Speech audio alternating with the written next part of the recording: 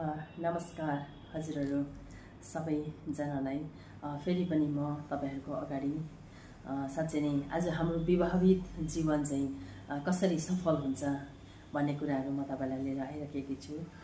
अनि husband and wife है श्रीमती श्रीमानको झगडा कसको घरमा हुँदैन है, जसको घरमा पनि हुन्छ होला जस्तो लाग्छ है।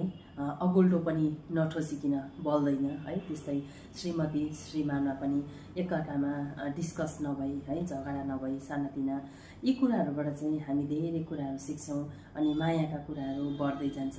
अनि तपाईहरुलाई चाहिँ विवाहित जीवनमा चाहिँ हामी कसरी अघि बढ्न सक्छौं, कसरी सक्सेसफुल हुन्छ है, यो कुराहरू म तपाईलाई भन्न लागिरहेको छु। नम्बर 1 मा छ झुटो नबोल्नु है, एकअर्कामा झुट एकदमै ढाट्ने कुराहरू एकदमै नगर्नु है। एकअर्कामा हामी झुटो बोल्यौं भने झुटा झुट गरेर है, एक झुटले 100 झुटहरू बोल्न पर्छ।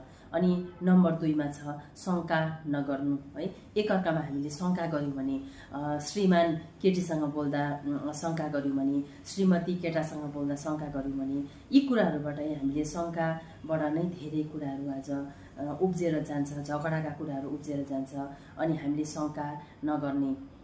नम्बर 3 मा छ एक अर्काको कुरा बुझ्नु है, एकदमै जरुरी छ। बुढीको कुरा बुढाले बुझ्न, बुढाको कुरा बुढीले बुझ्न एकदमै जरुरी छ।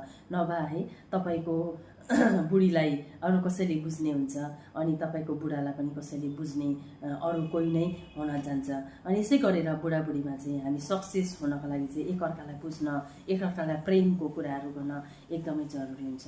नम्बर 4 मा छ respect yourself and respect each other your partner है, दुईजनाले नै रेस्पेक्ट गर्नुपर्छ।